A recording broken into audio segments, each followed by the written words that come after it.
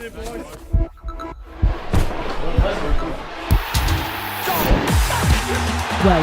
to the show that has it all. This is the Betfred Super League. What a game! Champions, challengers, newcomers, leagues faithful. Hold on tight. This is the Betfred Super League 2024. There's nothing like league. Yeah.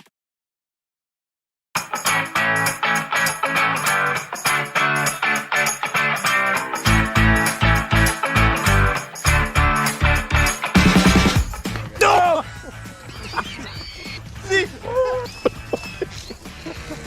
Got me here. It took a big chunk out of me. Bleeding. It's bleeding. Oh no, it's bleeding. The thing just ripped me ear off. What do you think?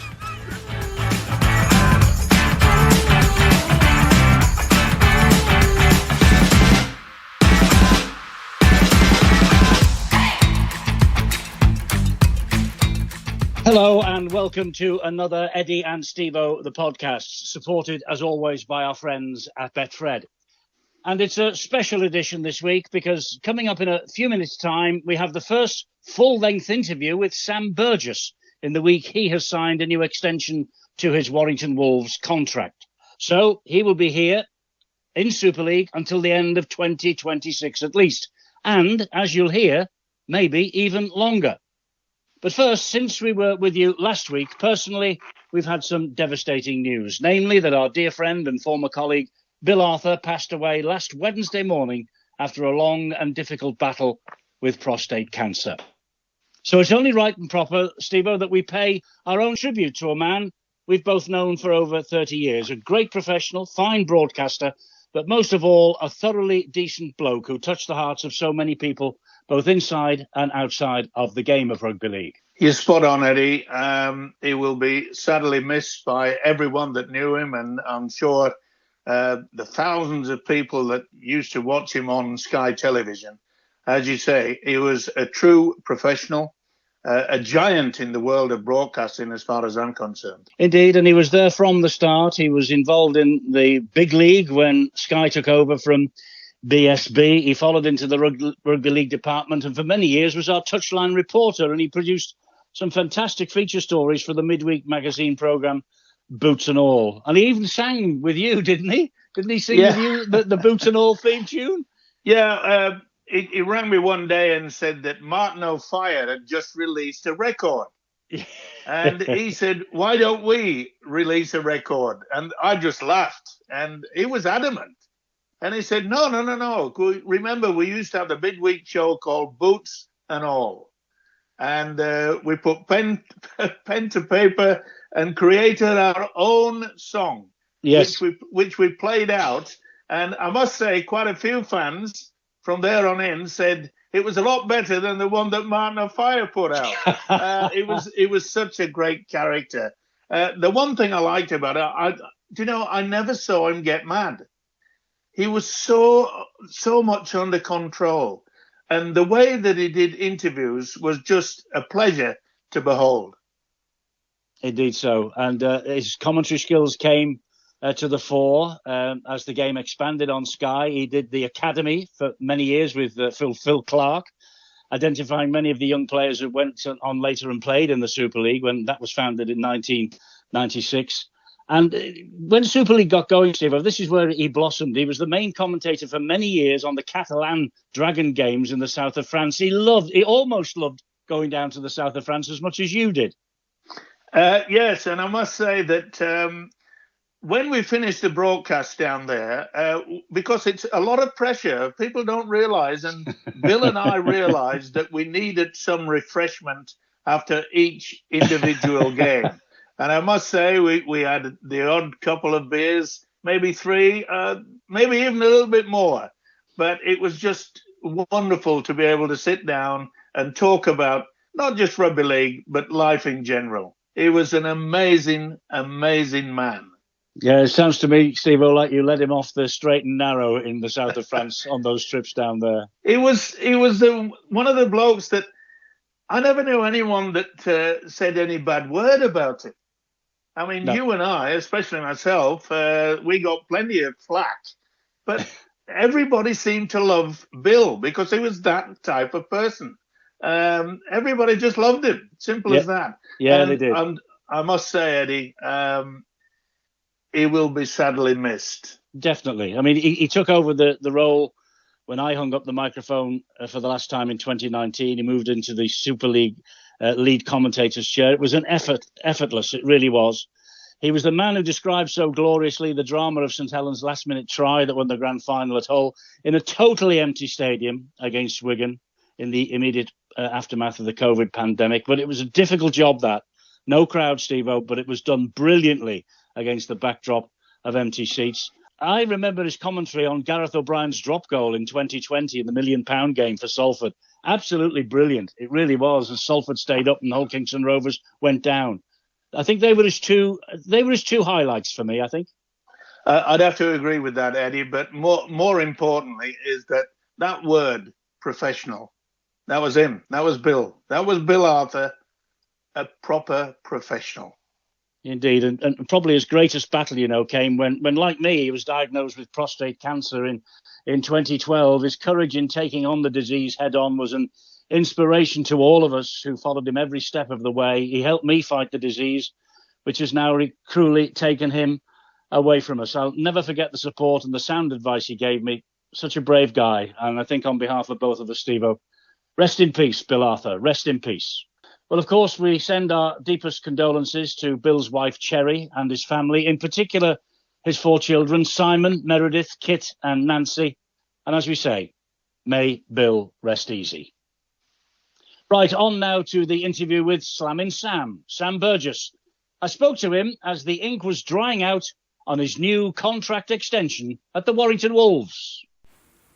Sam, first of all, many thanks for giving up your time for this. I know that you're required by everybody. You've got that many requests, but how fortunate we are to get you this week when the great news has been announced that you've got another 12 months. Fantastic. Yeah, it's exciting. We planned it, of course, Eddie, to get out the news on your podcast. Of course, we were booked in a couple of weeks ago, but my schedule took over. So it's we're giving you the scoop, really. We're giving you the scoop, but no, it's actually it's been a really easy decision, really, in a lot of respects. I mean, tough. You obviously got family over there in Australia. I miss especially my 2 young kids over there, which is tricky.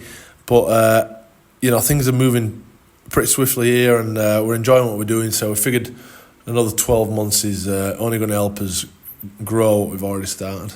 And of course, you're so close to the South Sydney club. You're close to Wayne Bennett. You're close to one Russell Crowe. He was in Warrington a couple of weeks ago, Russell. Why wasn't he at the Halliwell Jones, or did he get there? So he had to catch a flight to Paris the next day, and he had to be in Paris at a certain time, and because we kicked off late, he couldn't get a flight late enough or something like that. So he missed the game, and he was a bit upset about that. But he watched anyway. He watched the game. He watches most games, and now he's got the Super League Plus app, and he's up to speed with all the games, which is great. But you're right. I've got great relationships there at South Sydney. Wayne's not there yet, but he's going to be there next year, and obviously got a great relationship with Russell. We've been great friends for a number of years, and we've done a lot of things together. So I played there for so long, but there is no rush, and I'm not necessarily set on being back at South Sydney. It doesn't have to be South Sydney.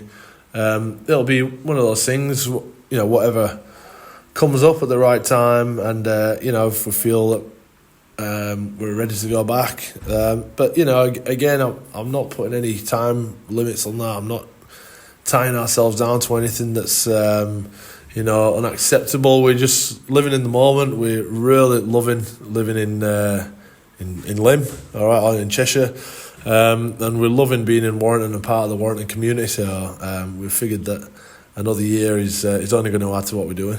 I've no doubt about that whatsoever. I mean, here you are. I think it's August the 7th is the 12th month anniversary that you were actually announced as coming. You arrived for the start of this season. You've got to Wembley. You're top of the Super League table. You've beaten Wigan by 40 points. You've beaten St Helens twice. This doesn't happen in Warrington, Sam. What's the magic? Yeah, I don't know. I mean, I'm not getting carried away at all. We're super aware of what's in front of us. We know we've got some challenges to come and some hurdles to jump over. But I don't know. We're just having fun. For me, I don't carry the old scars that you might carry, or the fans carry, or the players carry. So for me, everything's a fresh start. There's no, I don't carry any of the burden that you might feel at this place. So I'm hopefully bringing a bit of a fresh belief and confidence to the players. The history or the past results, I try and not look too far into. I love the history of the club in terms of what they've done in the past. But in terms of, those little intricacies in the games and teams that have not beaten or they've had the woodovers, I try and attack that with a fresh mindset. But I'm aware now we've beaten those teams, and I'm aware now that they're very competitive blokes on the other side, so they'll be coming for us at the back end of the year. So I'm aware of that, and we're really excited for the challenges. I'm sure you are, and I remember when you first hit town, if I remember rightly, you came to the sportsman's dinner at the golf club, and I said, "Boys, look who's in the house." Mm-hmm. You stood up, you only spoke for a couple of minutes, but you said, I think on that night, the town deserves better than what they've had over the recent past. Yeah, without, I hope I didn't disrespect anyone when I said that, because a lot of great people have been involved at this club, and a lot of great coaches have been here before me. What I meant by that is I want the town to be proud of the team, proud of their efforts. And a couple of years ago, I was here doing a few speaking arrangements with Jamie Peacock and Adrian Morley. I spoke at the Bar Hall. Did you? Yeah, maybe in 2022 or 21, and we did a bit of we called it the Enforcer. It was a good night at the Enforcer night, telling stories. But I can never forget the way the crowd were. There were a lot of Warringtonians in the crowd. The feeling that I got from them about the team at the time. So I remember feeling it back then. I thought, geez, the town are not so happy with the players or with the team. So I guess when the job came around, I called back on that emotion and thought, well, I'd love to be able to change that. And I hope that the town can recognise that the players, regardless of us being perfect every week, which we're never going to be, we're always striving for that. But regardless of that, they see a team that are connected and have got a lot of effort for each other, and they're playing hard for the people that come and support them. I think that's Warrington's a great working class town of good, honest people, and I think the team should reflect that. Well, they're all excited about what's going on. I can tell you that. There's no question about that. And the history, 1955, the last championship. For the last 25 years, all we've heard at certain stages of the season is this is going to be our year, which brings a smile to everybody's face. But there is a belief all of a sudden now that this could happen. Yeah, well, it's a long way off, and there's a lot. Of course it is. There's a lot of challenges that we've got to overcome in that little short-term future. But certainly there's a belief that we have the ability. Okay, there's a belief that we can change that dreaded run. But you've got to get a few things right, and we also know there's a couple of other teams out there that are pretty hot on that tail, and they want that trophy too. So, there's a lot of work that goes into it, and you need a bit of luck at stages. So, but we're making steps in the right direction, and we're enjoying that journey and that development as a group as we go. So, we played in a final at Wembley earlier this year, and we learnt so much as a group. It really was. Looking back now, I think it'll be a really important time of our year when we reflect come the end, and I think we took a lot from it. So, the back end's quickly coming upon us, so we'll draw back on that experience as it comes. I'm sure you will, and nobody within this group at this club will be saying this is our year. I understand that, because you put too much pressure on yourself if you do that. Can I take you back to when you got off? Who sold Warrington Wolves to you? No, I rang Simon Moran. I rang Simon, and I told him I thought I could help the club. I told him I believed that I could break the drought. I rang Simon cold, and I don't know if he took me seriously to begin with, but as the next day passed, I shot him another message and told him I was serious. That it's a bit of a long shot because I'm a young coach and nobody knows too much about my coaching credentials, but I believed I could cut through to the playing group. So we sat down and had a formal interview, and it moved pretty quick. So no one sold me anything. I know about Warrington. I know Simon. I've known Simon for a number of years, probably 10, 15 years.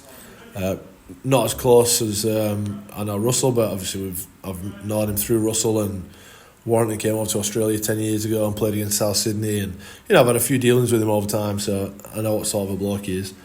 And I know how passionate about the club he is, so I just called him direct, and that's where it started, really. Fantastic. Yeah. I mean, where you were when you came over here, I've never known a coaching appointment in all the time I've worked in the game to have caused such a stir, and for people to be so excited that you were coming out. Obviously, fantastic player in your day, did everything, won just about everything. Were you aware of the impact that you had made when you signed on the dotted line here? No, I wasn't actually, Eddie. I was very aware that it was a really bold move from Warrington, because I'm no credentials really as a coach. Obviously, I have my playing career.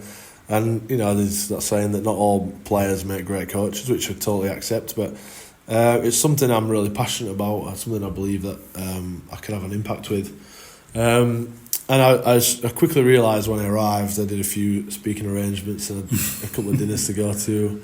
I could feel the weight of anxiety, I guess, from our fans, certainly.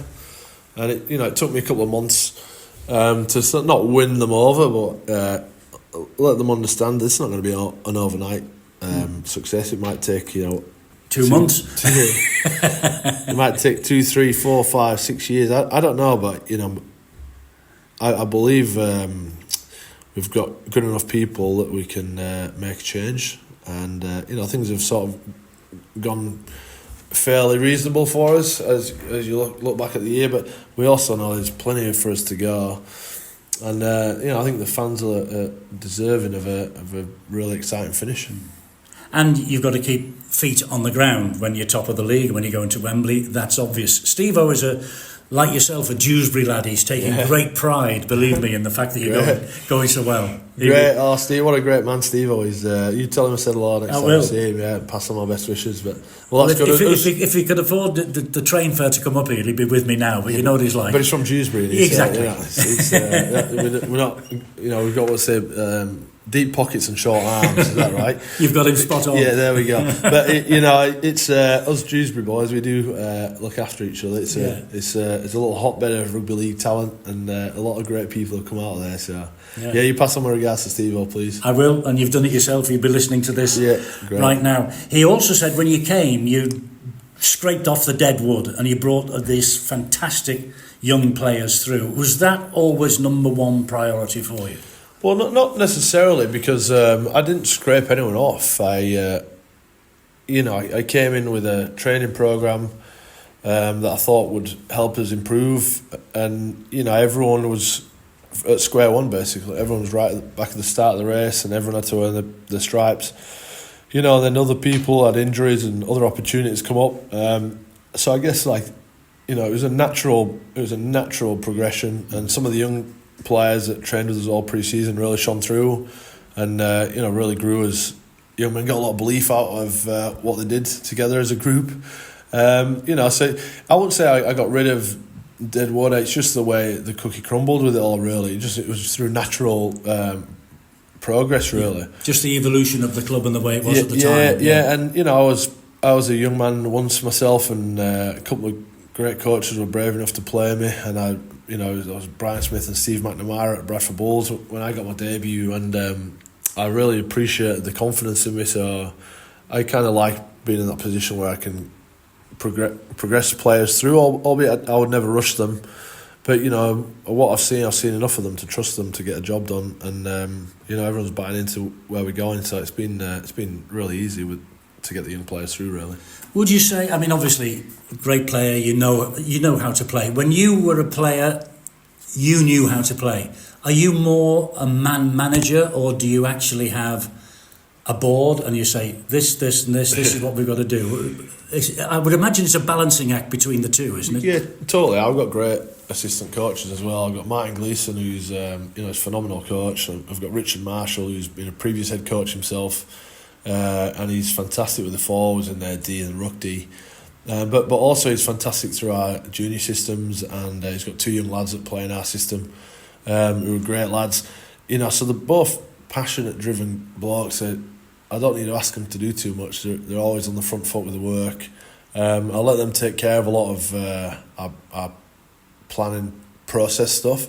I do a lot of management and try and manage the team and the squad as best I can. But I coach when I need to coach. But I'm also aware I've got 2 other great voices around me, so I'll lean on them as well. I find it important that they have great weight in when they talk, and it's also good for me to step back at times and let those guys get in and do their roles. I think when Sky put the microphone on you recently, and we could see a side of you and a side of coaching that nobody has previously seen before, I think that was so impressive, because you were putting your arm around the young kids as they came off, putting your arm around the players as they went back on. I think one of the phrases was, "Go on, bring it me home." Yeah. Well, you're a great man manager. There's no. I mean, what are you now? 33, 34? 35. 30, I'll take that, thanks, Eddie. Okay, yeah. Well, you've not got any snow on the roof yet. You've only been a coach for 6 months. I cut the greys out. When it's longer, there's greys in there. Don't worry about that. Well, I don't often go down the side of the field, but that was a really intense game, and we had a guy in the sent off, and then we're down to 11 for a period of time as well. So I was actually more animated than I usually am. I normally stay out of the way and I try and lead from above. But those were tricky circumstances. But I get so close to these players, and a lot of them I feel like I'm similar age to them. Although I'm a bit older than some of them, I can connect to them on a level of we're from similar eras, and. I almost, when I was a player, I really connect with my teammates to a point of it was like a brotherhood out there. So it's no different as a coach. They're just boundaries are a little bit different between player and coach.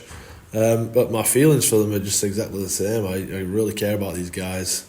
I've seen them at the best, I've seen them at the worst, And we ride the wave of the season. There's a lot of emotion to go through, good, bad, indifferent. Winning, losing. Injuries, poor moments, tired days, good days, family issues. So you really ride all of their emotions too, and you get to know them inside out. So when you're in the heat of a battle and they're under the pump, you just want them to do so well. And you try and will that onto them or wish it on, but essentially they're the ones out there getting the job done. And I like that analogy of getting home together, because we going out into an arena to compete, and it's a physical game. And I like us coming home together. I like us getting back in base and enjoying victory, knowing you've given everything to the game. Very much so. Deep down, has it surprised even yourself how well it's gone? Yeah, I didn't expect to be here right now, but I'm not overly surprised, because I think I've got some great players, and they're really committed to each other. So but there's some great teams as well. So we've got so many challenges to come, and our challenge now is to continually push ourselves to be better. Not compare ourselves to anyone else, not worry about anyone else's records. Just worry about us and our system and our culture and growing that. Well, it's growing, isn't it? There's no doubt about that. It is growing. I mean, it's better to be top of the league than bottom of the league, and it's better to be at Wembley than knocked out in the first round. Let's be honest. No. We were thankful for all that experience, Eddie. They do say the deeper you go, the further you go, the deeper the wound, and I'd agree with that. But also, I accept that we learned so much more as a group in those. We played St Helens at St Helens. We played then Huddersfield at St Helens' ground in the semi. and then we played Wigan at Wembley. I think it's the biggest crowd they've had for a number of years at Wembley, and it was a good experience for us, albeit we didn't get our performance right, but we'll be better next time we get to a big game like that. We certainly will. I mean, I can make some better decisions through the week. I reflected on how I coached and what I need to be more across and what I can be better at. So that's a great learning week for me as well. Yeah, and because of course you lost before Wembley and the week after, so it was 3 in a row. Now it's 4 wins in a row as we speak, I know that, and hopefully 5 for you on Friday. But that must have taught you a big lesson as well. Yeah, well, it's great for us to go through that as a group. I mean, the first loss we played Wigan at home, and I rested 12 or 13 players, and I played all our junior guys, and they did such a great job. So we lost 19-18, and they had a reasonably full strength squad. So in some respects, I was happy with that performance. And then Wembley was just a rough day for us. Our performance just wasn't quite there. Probably the worst of the season. Yeah, I'd agree with that. Yeah, and then the following week we played Salford at home, and our performance, believe it or not, wasn't too bad.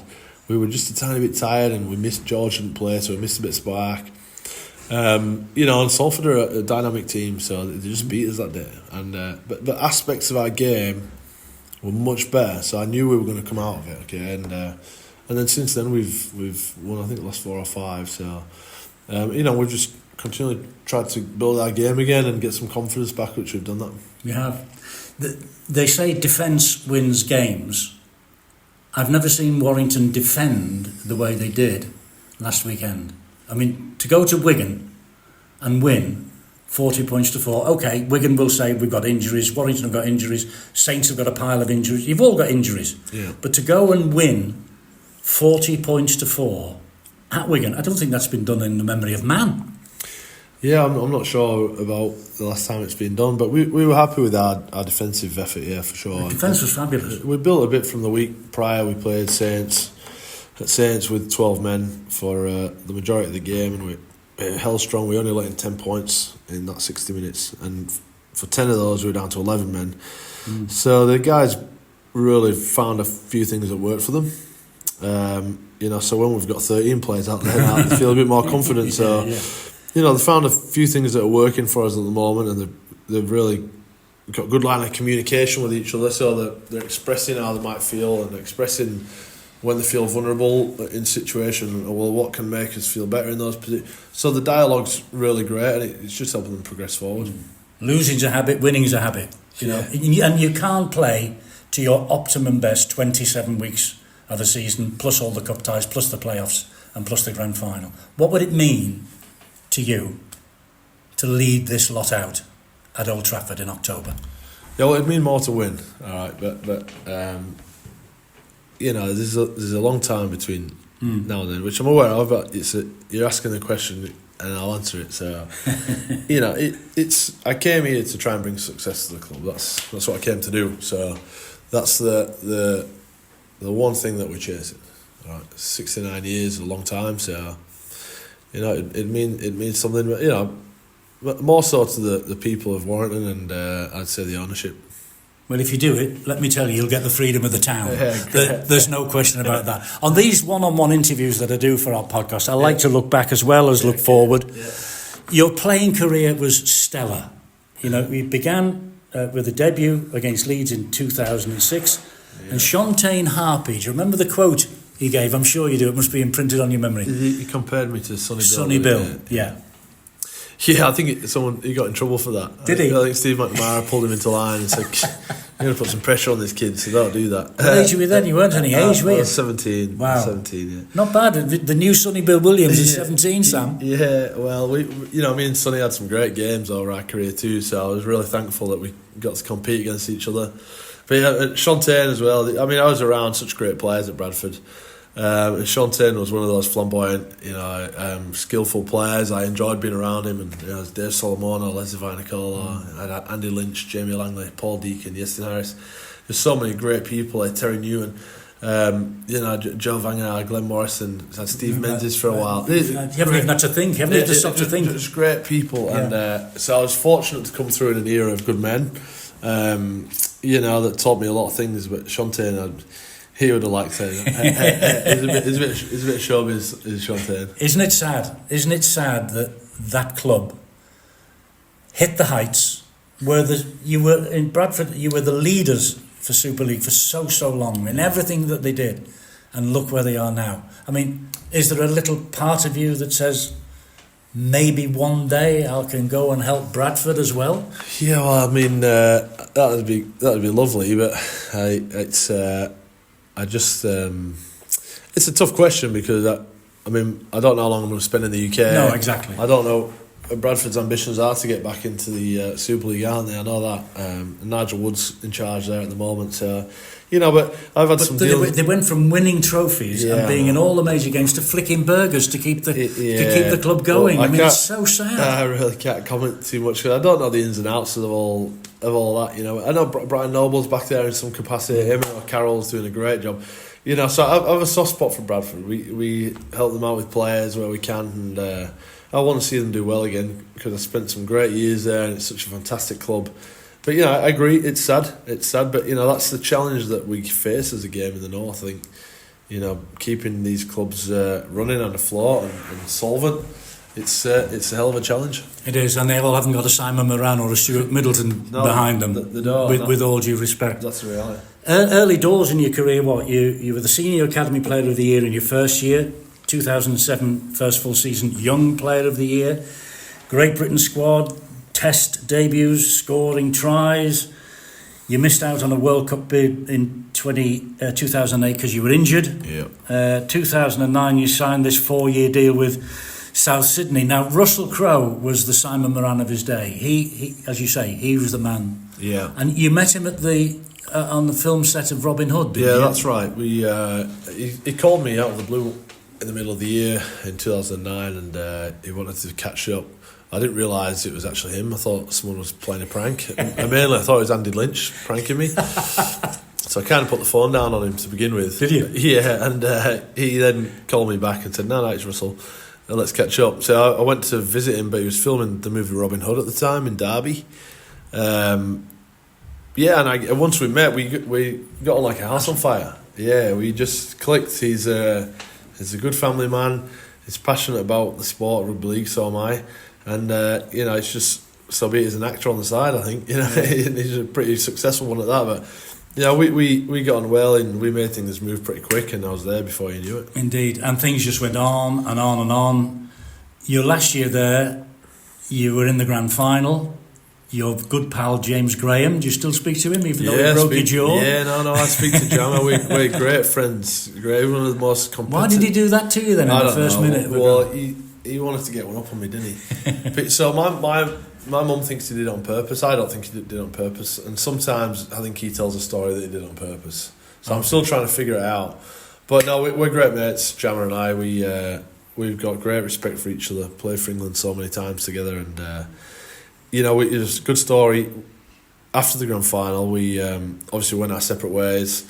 But I texted him about 3 o'clock in the morning after the game. I just got back to my place and I said, in half an hour, grab yourself a beer, go somewhere quiet, I'm going to ring you. So I gave him a call and we sat down and we had a beer together over FaceTime about 4 o'clock in the morning after the grand final. And, we just... appreciated each other. He dragged his team through to the grand final and I dragged mine through and one of us was going to be a winner and one of us was going to be a loser, but I just wanted to let him know I appreciated him and what he's done for the game in Australia as an Englishman. So that was a really nice moment. We shared that together. You can't really ask for that again. It's gone now and we won't get it again, so I'm glad we did it. And we've got great respect for each other. I'm sure you have, and you won the Clive Churchill Medal as man of the match that day as well in an NRL grand final. I think, if I'm right in saying, it was a good number of years since that happened to a South Sydney player. It was, I think it was way back. Way back. Sure. I don't 30, know. 40 years. Well, I mean, South had not won a premiership for 43 years, so there you go. It'd be back then. So it'd been a long time since that club had won any trophies, but Yeah, it was a great honour to receive the Clive Churchill. My brother George thinks he should have got it because he had a monster game as well. So every time it comes up, he said, "Oh, I should have got that, but you broke your face, so you got it." Yeah. So it's very unfair, by the way. It's a good running joke. It was a great honour, but I actually, when I went to receive the award, I actually accepted it on behalf of my team because we just had such a great set of players, and we were willing to do anything for each other. But I was just the one to receive that day. I'm sure you were. And you played for Souths with your brothers, Luke, Tom, George, yourself, 4 brothers on the one day in the same team. And that I know for a fact that didn't happen since 1910, that 4 brothers played for the club. 103 years. It was a 103-year drought. Yeah, I think it'll be a while before it's done again.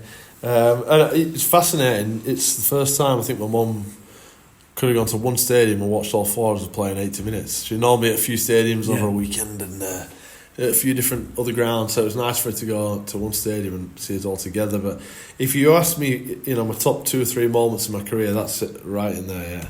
It's such a special night, and how the game went. I actually got sin-binned early in the game, and we were down 18-0, and I thought, oh my god, I've ruined it. I've ruined the occasion. But we managed to come back, and I grabbed a try. Luke scored a try. And there's a tackle late in the game where it's just us 4 tackling a bloke, and he spills the ball, and that's the end of the game. So it's just funny how it all works out, but it was a really memorable time. Special memories for you there. Very and no wonder South Sydney has a big part to play in your heart and in your life, Yeah, no wonder. No, we as a family, me personally, we all gave a lot to that club. We gave our absolute best every day. We really cared about the place, and we wanted to leave it in a better place than when we found it. And we really believe that we did. So as a family, it does hold a great place in our hearts. Sure it does, because we committed our absolute selves to that club, and we were grateful that we managed to win some trophies as well. I bet your mum was. Well, you say she was so proud. I bet she can't really believe what was going on. It was fabulous for her. Yeah, she's proud of all the boys. I mean, so she should be. So she's really proud of all 4 of us. I think more so the twins. They're her favourites. Is that right? Yeah, they're the favourite. 2 young ones are the favourites. But you've not got her to Warrington yet, wait. Yeah, no, she's been. Okay, recently she came. Yeah, she came in the middle of the year for 2-3 weeks. Then she came back for Wembley for the weekend. Right, good. And but she's coming back at the end of the year. Good. When she might be polishing a grand final trophy. Well, no, I shouldn't say that. She's coming back at that time of year. Fingers crossed. Yeah. After all of that, and after this wonderful romantic story about Souths, Sam, you went to the dark side. You went to rugby union. Now, memorable matches, memorable moments in rugby league. I would imagine the rugby union experience, great though you're going to tell me it was not the best for you personally. Oh no, it was actually okay. I mean, you got hammered because England came out of the World Cup early. Yeah, they blamed you. No, totally wrong. But yeah, it don't really bother me. It comes up every now and then, and I love to say that we were actually never behind on the scoreboard when I was playing or on the field. But I don't think that some of the fans like to hear that. But it's the truth, so we'll keep going with it. I didn't feel that I was blamed. I didn't feel that. Obviously, the media like to go down a certain avenue, whatever suits them or whatever's going to sell. But the reality of it wasn't the case. So I don't want it to dampen it. I really enjoyed my time in rugby union. I met some great people. I learned a lot of things about myself, and I was really challenged. I was really challenged to be better at certain different things, which I enjoyed as a player. I enjoyed being outside my comfort zone. I enjoyed trying to learn new skills. We had some great experiences. I played at Twickenham, played in the final for Bath, which has been a long time since they'd been to a final. We got beat by Saracens on the day. I think they were £2.5 million over the salary cap. There you go. So I'm going to count that as a win. But we didn't win. So that was a great experience, and I represented my country. And I played it in a World Cup, albeit it was a poor result. But some great experience, and you can't take that away. No. And now you've come full circle. You went back to Souths, and now here you are in the royal borough of Warrington with so much expectation. You left Souths in the end under a bit of a clash. I mean, you said you weren't happy with the defence, and we can see what defence means to you in the Warrington Wolves jerseys right now. You were a bit concerned about the defence and the way that Jason Dimitri was coaching the team, and suddenly you've gone and he's gone. That was very strange. Yeah, well, I mean, that's a bit incorrect. It wasn't.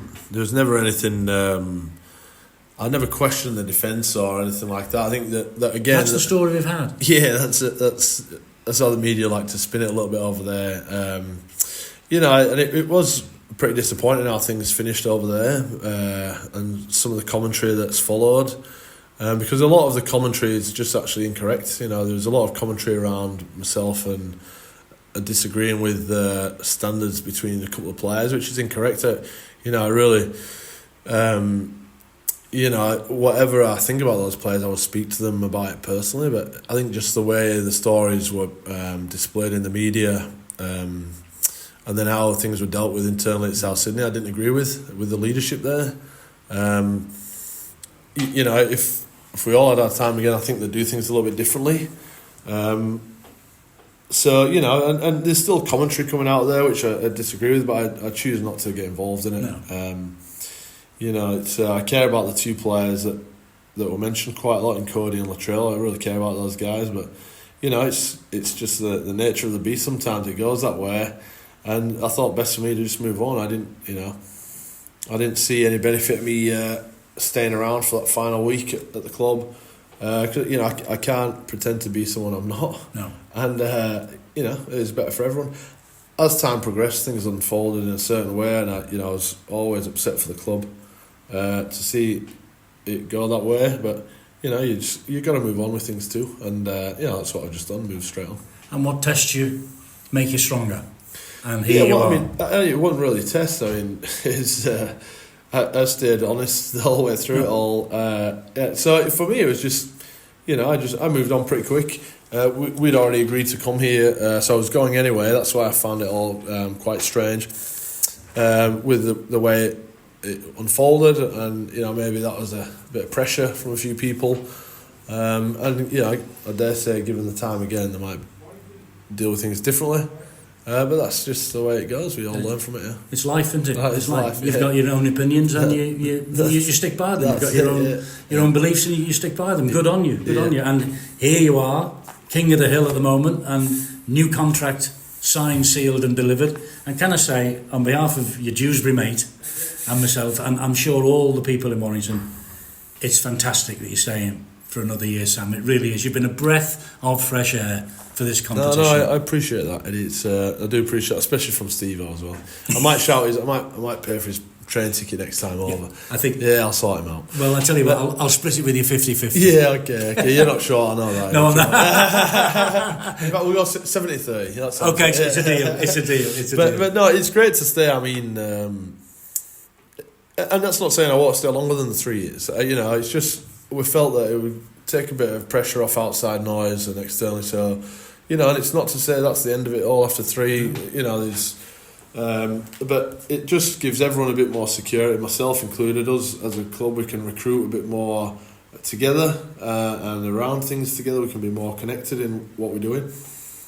So I felt it was just a great opportunity to commit for that extra year, and then it's not to say it's all done and dusted after then as well. I mean, we absolutely love it. Good. Yeah, Lucy, my fiancée, my little daughter Robbie, we just love life here in the north, and being back in England, and the people of Warrington and Cheshire and our whole community have been so welcoming. So good, we love it. And I know after training you're anxious to get home, play with the baby, and see Lucy. So I think I better let you go. Yeah. Well, I don't get much free time these days, and so and my daughter's at such a great age now where I just don't want to miss a moment. I love being at home, and having the bed bath time, dinner time with the family. So it's really important. So yeah, I'm going. Yeah, I don't blame you. Yeah, Eddie, lovely to see you, man. And you, and thank you so much. I mean, I've been waiting for. I feel like I've had an audience with the Pope today. I've been waiting so long to sit alongside you and just have a chat about you, the game, and your thoughts on it. And it's been refreshing. And thank you so much. I appreciate that, Eddie. Thanks. Let's have a game of golf soon as well. Definitely. All right. Well, you're off 5. I'm off 22. Ooh, 15. I did 15 shots. I don't believe that. Yeah. Thanks, Sam. Cheers, Brilliant. mate. Thank you very Cheers, much. mate. Thank Good you. man.